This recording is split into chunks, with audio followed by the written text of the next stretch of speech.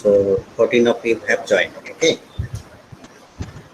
So yes, you can. Can you hear me? Hello. Yes, sir. Yes, sir. Okay. So nobody is saying anything. Yes, That's sir. why. So yes, yes. Okay. So tell me what kind of problem are you facing regarding this poetics? Do you face? I mean, are you facing any problem this topic? Because this topic was uh, uh, thoroughly studied during that and before lockdown itself. So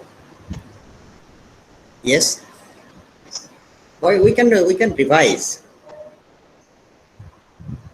Don't you think so?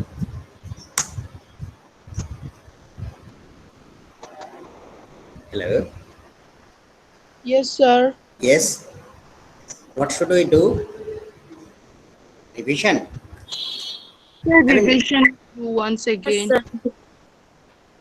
from beginning. Yes, sir. Oh, very good. From the beginning. Okay. So actually, I have prepared. Okay, Sushmita, you want to give presentation? Sushmita Dash, No, please. sir. Okay. Stop presenting so that I can give presentation. Yeah, good. So, uh, Sir. yes, Sir, from that Raghukul Tilak. so Dr. that, Raghukul Tilak. Yes.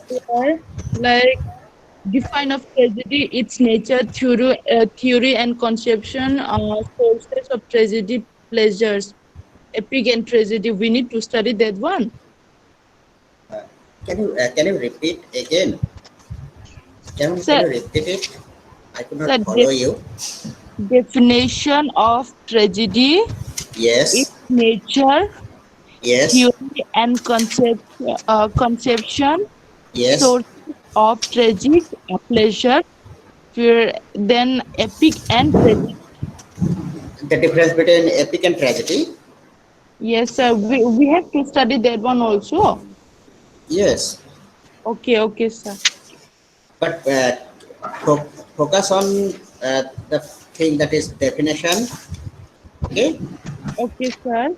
And then you have I mean individual analysis, I mean individual discussion on different elements like plot, character, Okay, sir. okay, Mm. or Thank other things. The element also can be asked. Okay, 6 elements. Okay, What about characteristic? yes, For the about Sir, character. the elements of drama, right? formative elements of yeah, of tragedy. The constituent parts are like 6 parts are there, like plot, character, like yeah, spectacles, like other things. We'll okay, we'll talk about that also. Okay, Okay, sir. so you have to study in detail so that you can write. For example, if I ask you to write a note on plot, importance of plot, so you have to thoroughly write a note. Okay. Yes, sir. So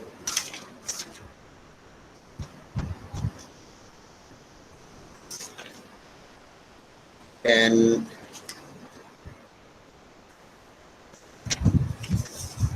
what of the by the way, what of the 6 elements? Sir, yes, sir. What are the 6 constituent element? Sir, Yes. sir, we have Hmm? sir, imitation price will also we have to study or what? Imitation. Yes, sir. Imitation is the common thing. So you have to study. It's better. Okay, sir. It's better. Imitation, the difference between imitation of Plato and imitation of Aristotle, because this part is very important because they talked about imitation. In broad or in 2 marks or Short, 1 mark? short, short question. Okay. I mean, Okay, sir. maybe uh, I'll decide that way. Okay, Okay, sir. I'll try to uh, you know try to ask it in 1 mark. 1 mark would not be sufficient. So let me try. I mean, I will decide. I mean, in few days. Okay, sir. Maybe there will be only 2 sections, right? So that is the difficult part a little bit. Anyway, we'll try to adjust.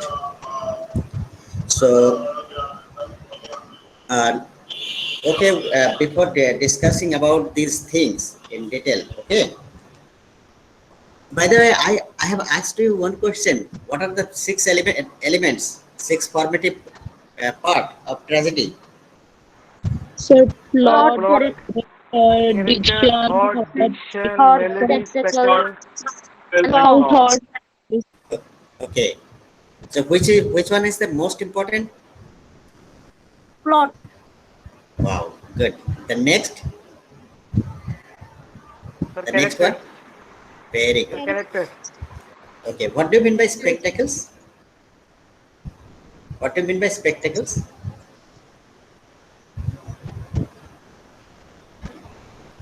Sir, the viewer or the audience. No. So the setting of the stage, I think. Yes. Yes. Right. Right. So, if I can ask question. I mean, a small question. What do you mean by spectacles? What do you mean by diction? Okay. You have to define in a sentence, right? Okay. Today, let us do few things. I have one slide. Okay. About few terms that Aristotle has used. So let's talk about this thing. Okay, I know if people know about this thing, but still let's revise. Okay, so I'm going on a presentation mode so that I can show you the slides and terms. Okay, the first term, the first term, Rukshana, the first term itself is imitation, mimesis. Okay, let me do Yes, that. sir. Yes. So, what do you mean by this word? If I ask you like 1 mark question, what do you mean by mimesis? This types of thing can be of 1 marks as well. You can simply write mimesis is means uh, the imitation, or it is very. I mean, first year students. I mean, BA first year students will write mimesis is an imitation. Then you can talk about the mimesis a little bit. Who talked about mimesis? Plato talked about Plato and Aristotle both talked about mimesis. Okay. So uh, it is you can say in view of Plato. I mean, actually, it was the general conception over there that it is imitative representation of the real world uh, in art and literature. Means imitation of real world means real means this with the image of God. Plato believed that this art is twice removed from the original reality. Means the God, that God or the reality that created by God. Okay. So you can read about this mimesis. Okay. simply. Next term is catharsis. Okay, catharsis mean, what do you mean by catharsis? Anyone knows? It's So emotion. no, not emotion. You have to add one more word. You have to add one more word with emotions. Catharsis. It's a combined feeling of pity and fear. No, catharsis. And read the slide first. I mean, you will find it is, you know, release. I mean, the releasing of emotions is called catharsis, and releasing of emotions through pity and fear is called catharsis, or you can say what is the other word? It's called purgation. Okay, you can see this word purgation of emotions means you can see this purgation of emotions in third line. So it's a process of releasing emotions, and thereby providing relief from the strong and the repressed emotions. When people, uh, while watching emotional movies or any tragedy, people, many of your friends, or it might be you might cry sometimes. So automatically that water comes out of your eyes. Because of this release of the emotion, it attacked your heart so much, and then all of a sudden you I mean this as a release, you shed tears little bit. So that thing is called purgation, I mean catharsis. Okay, is it okay? Aristotle, in his Poetics, comparing the effect of tragedy on the mind of a spectator to the effect of catharsis on the body. So, remember this term, okay? Next term is, what is that term? What do you mean by this term? Yes, unable to hear you. Can you repeat it? It's peripeteia. Yeah. What do you mean by that? Hmm? You can see it. What do you mean by that? Yalakti? Sir, I don't have any idea. I have talked about these things several times. Sir, Forgot. Yes, Sir, I forgot. sir, yes. Who is saying, sir, sir? peripeteia, it's like twist in the story.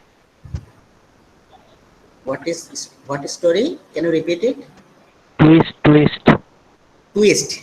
Okay. Yes, Twist. What do you mean by that? Can you explain a little bit? it's like something that we thought, something that we expect, but it is not. It has not happened. Something like a change. Okay, like a change. Yes, that is Change. okay. Actually, Sir, it's a reverse. Reverse. what do you mean by that? Uh, reverse of circumstances. Yes, reversal of circumstances. What do you mean by that? Something reverse means it is not the right way, but it is reverse on. It's reverse on it. Okay. how this term is related to Aristotle's Aristotle, and how this term is related to drama? Sir, fictional, is it fictional narrative, sir? No, actually, it is the turning point. Peripetia means sudden reversal of the fortune or the circumstances that force to change the direction of the plot. Means, the tragedy has to begin fast, and then it will rise to peak, and then it will suddenly fall again to conclude that story, right? So when the plot will reach at peak, okay, so after that the character will discover his flaw, and since he discovers his flaw, he realizes his mistake, and thereafter he try to change the action, or through this process, sudden reversal of circumstances takes place, and that particular point is termed as peripetia, means sudden reversal of the circumstances. It's not any kind of narrative or anything. Okay, it's if you read like this, a sudden reversal of fortune or change in circumstances, especially in reference to fictional narrative. Okay, this is in general definition that a dictionary gives. But in case of drama, peripetia is a reversal of circumstances at turning point of the story, from the peak towards the conclusion. Okay, from this point onward, after peripetia, this plot change its course towards conclusion. Okay, Aristotle in his Poetics defines peripetia as a change by which the action veers around to its opposite, subject always to our rule of probability or necessity. Means probability and necessity they have to apply. According to Aristotle, peripetia along with discovery is the most effective when it comes to drama, particularly in tragedy. Okay. So what do you mean by discovery? The discovery term discovery has another technical term that Aristotle used. What is that? Can you tell me?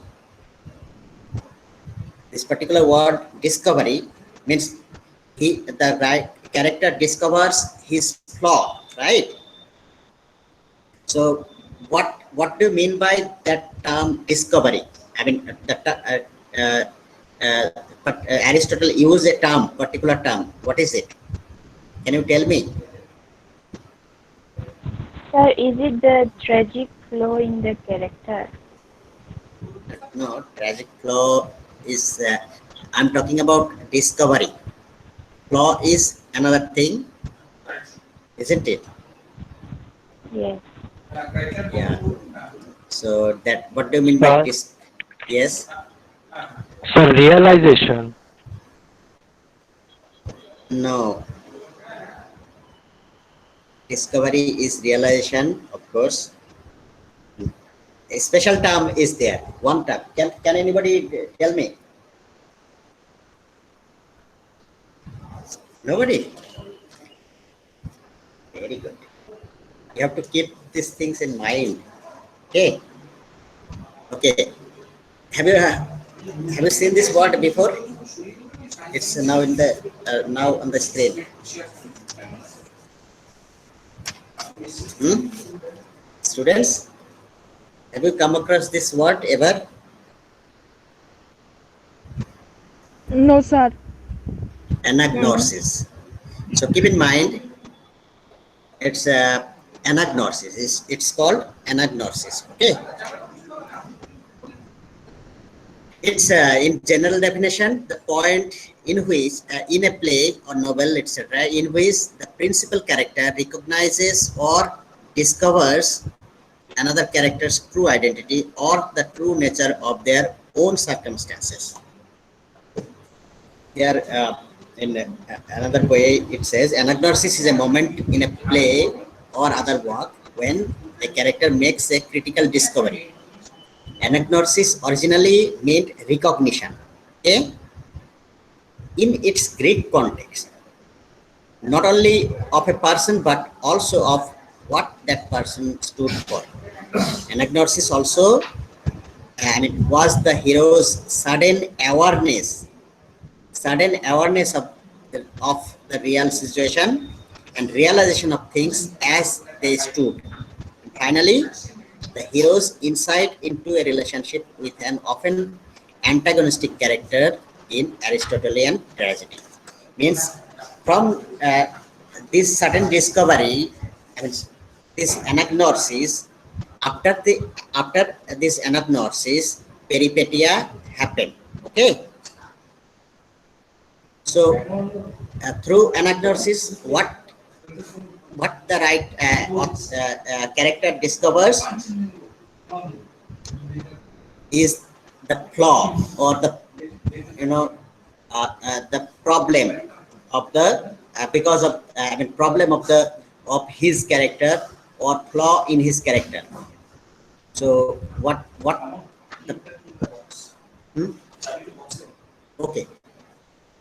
So this flaw is also termed as hamartia. Okay. Hamartia. Hamartia. Okay. This hamartia means the fatal flaw leading to the downfall of a tragic hero or heroine. Hamartia, as it pertains to dramatic literature, was first used by Aristotle in its Poetics. And in tragedy, hamartia is commonly understood to refer to the protagonist's error or tragic flaw that leads to a chain of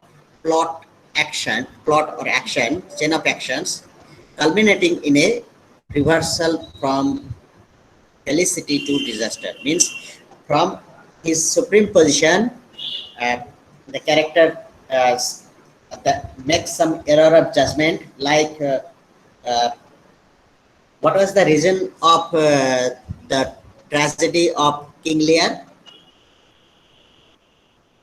What was the tragic flaw of King Lear character of King Lear? Have you read King Lear? Hello, students. No, sir. No, sir. Yes, Okay. sir. Which tragedy have you read? Which tragedy have you studied?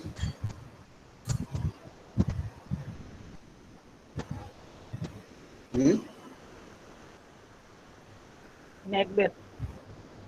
Okay. Macbeth, sir. Okay. What is the flaw in Macbeth's character? What was the error of judgment in his character? His desire to become the king. Okay. His desire to become the king, and how that desire occurs and comes to his mind. Because of the three witches. Because of the three witches who uh, forecasted something, forecasted the future, right? He foretold the future, so that, I mean, after seeing few things happen to his life, he assumed that everything will happen. He made mistakes that whatever these witches said, he did not listen to properly. It's only very lately he realized that whatever these witches said will definitely, uh, mm, uh, he ignored this thing altogether. That only the last, I mean, even in the last part itself, when that what is the Birnam forest, and Birnam forest was walking towards him, his castle, and also this who is the man, Macduff. Macduff also told him that it is he was born not of a woman's womb or something like this. It was the condition given to him uh, by the witches that only nobody can kill you unless Birnam forest moves towards you, or somebody is born not born out of his mother's home. So that means he assumed that that thing might not occur because this is impossible. So he made mistake in judging properly, actually grasping the real, I mean, truth, perfect meaning of this, of the prophecies given by these five witches. So this is one flaw in the character of Macbeth. At the same time, another flaw of his character was over ambitious. He was over ambitious. Everyone respected him. Everyone respected him. Even king respected him so much that he cannot compare his sons to be equal to Macbeth. That's why king himself had given him uh, I mean make him ten of powder and 10 of glamis or something like this, so that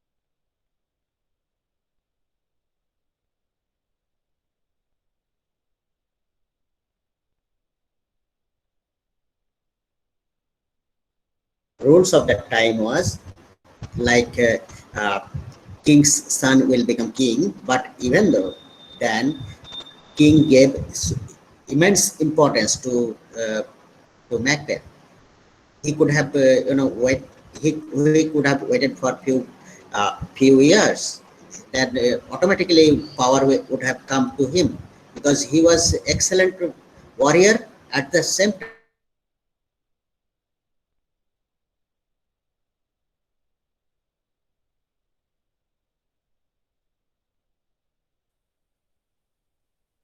he was Bajigar.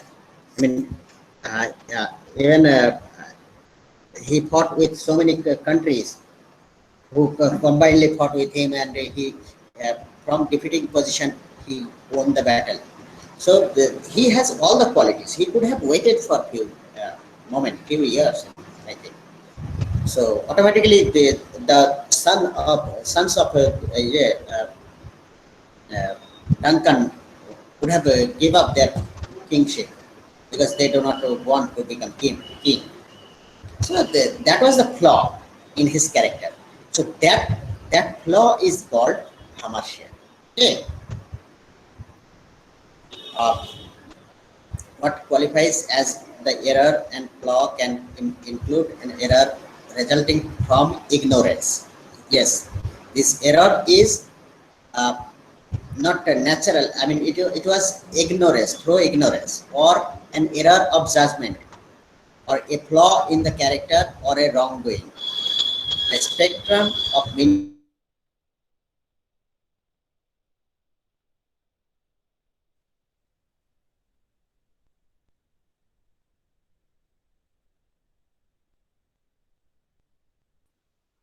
Hello, sir. uh, the tragic character has to fall into frame. Okay, so keep in mind, I can ask question on hamartia.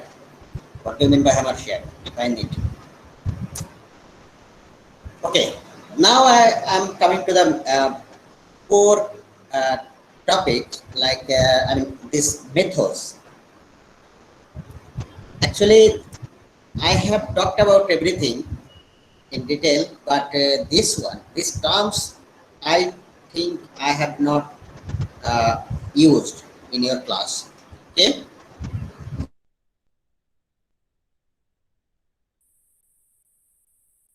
these are simply, mythos means plot. Simply, mythos means plot. Keep in mind.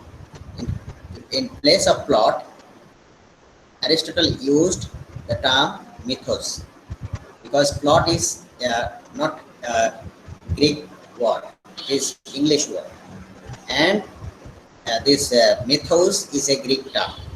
Mythos is the term used by Aristotle in his Poetics for the plot of an Athenian tragedy. It is the first of the 6 elements of tragedy that he talks about. Okay, so simply keep in mind the 6 elements, that is, I mean, these 6 elements like plot, character, diction, thought, spectacle, and song. So for these 6 elements, first element is plot, and plot is known as mythos is known as plot. Okay, so next one is ethos. After mythos is ethos, means second important thing, that is character. Ethos is a Greek word meaning character, that is used to describe the guiding beliefs or ideas that characterize a community or nation or ideology, and simply it is the character of the uh, uh, particular play. Okay, ethos means character, mythos means plot, and next one is simply dianoia. Dianoia means it is knowledge in general, and in Plato, knowledge of a kind that falls short of the highest kind, that is gnosis. Gnosis. Sometimes its spelling is Gnosis also. So gnosis or Gnosis, gnosis, both are means knowledge. So Dianoia, Plato used the term to describe the knowledge of mathematics and technical subjects. So, it is subdivided in Aristotle's case. He for theoretical knowledge he says technique and or know how the or uh, ponesis or practical knowledge. Technique means theoretical knowledge, and pronesis means practical knowledge or moral wisdom. So you need not to go in detail. I have copied these things from perhaps Wikipedia or the Britannia, I mean Encyclopedia. I don't remember, but maybe the only thing you have to know that Dhanaya is means knowledge. Okay. Next term is lexis. Okay. Simply, lexis means word. Keep in mind, lexis is word. Means whatever you are speaking or maybe writing, these words are called lexis. So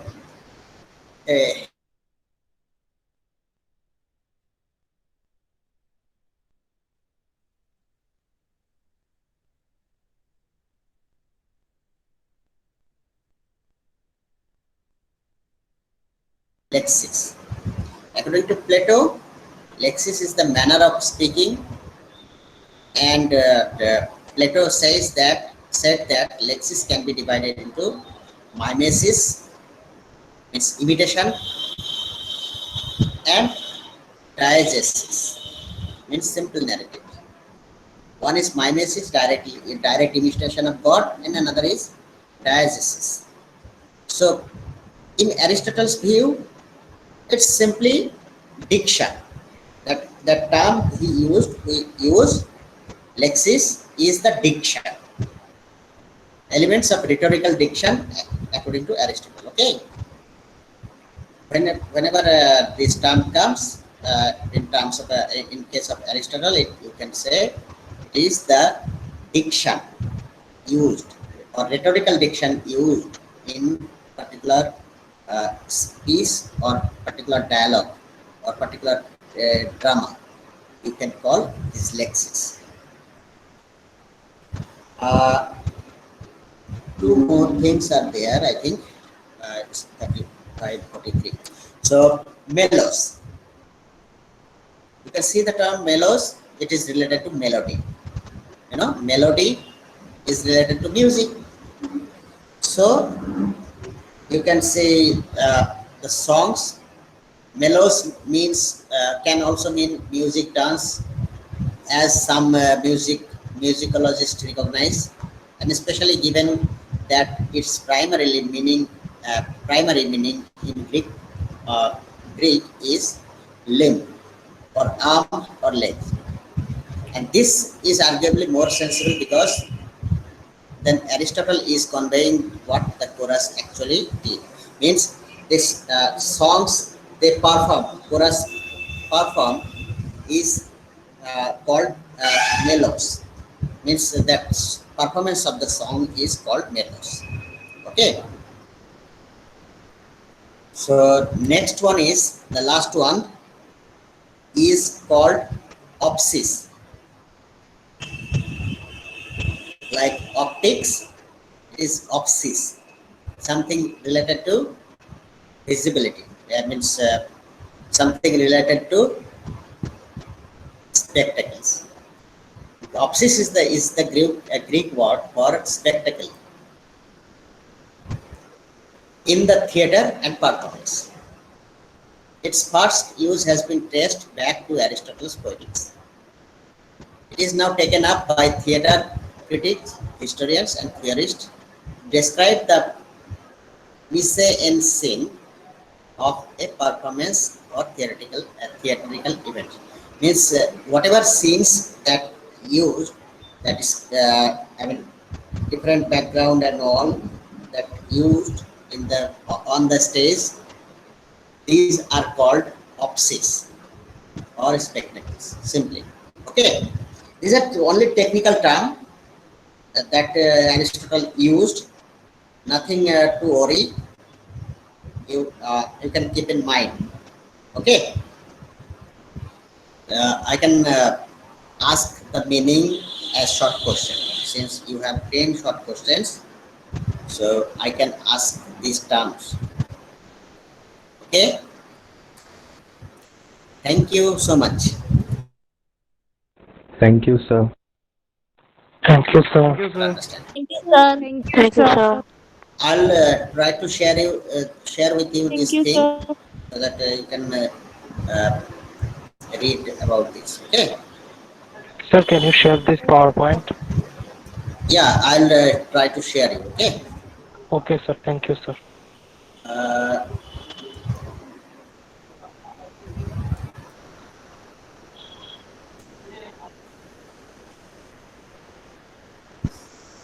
Share it from. So you don't have any question, right? No, sir. That's good. So I will discuss the main things. Again, as you have uh, you know uh, have problems, so I will discuss the things again so that we can revise the thing and we can talk about this poetics, right? Main portion of the main function of the poetics in detail again. Okay. Tomorrow we have class again, right? So we'll discuss it tomorrow. So in the meantime, I'm trying to send these things. Okay, then you can leave the group. Tata. Okay, sir.